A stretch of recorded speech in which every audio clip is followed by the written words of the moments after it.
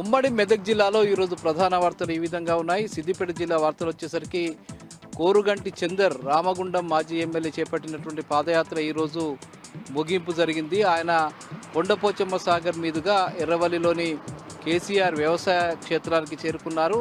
ఈ సందర్భంగా ఆయన కేసీఆర్ను కలిసి అభినందనలు తీసుకున్నారు. ఈ సందర్భంగా కేసీఆర్ చందర్ చేపట్టిన యాత్ర పట్ల అభినందనలు తెలుపుతూ అక్కడి ప్రజలకు ఆయన శుభాకాంక్షలు కూడా తెలిపారు. ఎందుకంటే రాష్ట్రంలో రేవంత్ రెడ్డి ప్రభుత్వం చేస్తున్నటువంటి ప్రజా వ్యతిరేక విధానాలపై పెద్ద ఎత్తున పోరాటం చేయాల్సిన అవసరం ఉందని ఆయన ఈ సందర్భంగా చెప్పారు. ఈ సందర్భంగా మాట్లాడుతూ ముఖ్యంగా తరతరాలుగా తెలంగాణ రాష్ట్రాన్ని ముంచడానికి అనేక రకాల కుట్రలు జరుగుతున్నాయని, ఇట్లాంటి కుట్రల పట్ల తెలంగాణ ప్రజలంతా సోయుతో మెలగాల్సిన అవసరం ఉందని చెప్పారు. గత ఎన్నికల సందర్భంగా ప్రజలు చేసిన తప్పుడు నిర్ణయం వల్ల ఇవాళ తెలంగాణ రాష్ట్రం అధోగతి పాలు కావాల్సి వస్తుందని, ఇలాంటి తప్పులు మళ్లీ జరగకుండా చూసుకోవాల్సిన బాధ్యత ప్రజలపై ఉందని చెప్పి ఆయన ఈ సందర్భంగా చెప్పడం జరిగింది.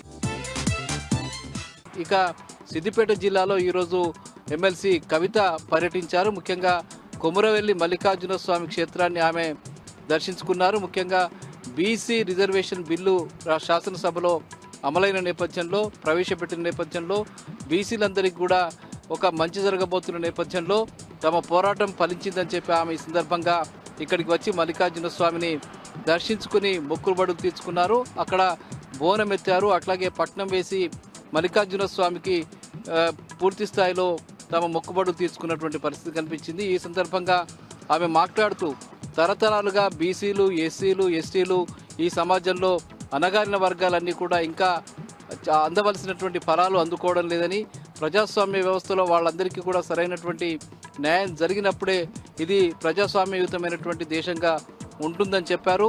భవిష్యత్తులో కూడా ఈ వర్గాలకు సంబంధించిన హక్కులపై పోరాటం చేస్తామని చెప్పి ఈ సందర్భంగా ఆమె చెప్పడం జరిగింది.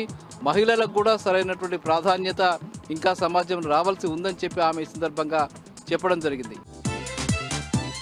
ఇక సంగారెడ్డి జిల్లా వార్తలు వచ్చేసరికి సంగారెడ్డి జిల్లా గుమ్మడిదలలో ఈరోజు కూడా డంప్ యార్డుకు వ్యతిరేకంగా ఆందోళన కొనసాగింది. వాళ్ళు దీక్షలు కొనసాగించారు. డంప్ యార్డును రద్దు చేయాలని చెప్పి డిమాండ్ చేశారు. జహీరాబాద్ నియోజకవర్గంలో పెద్ద ఎత్తున వడగళ్ల వాన పడి చాలా ప్రాంతాల్లో పంటలు తీవ్రస్థాయిలో నష్టపోయాయి. అనేక ప్రాంతాల్లో పంటలు నష్టపోయినట్టుగా, అటు వరి పంటతో పాటు అనేక పంటలు నష్టపోయినట్టుగా రైతుల నుంచి సమాచారం అందింది.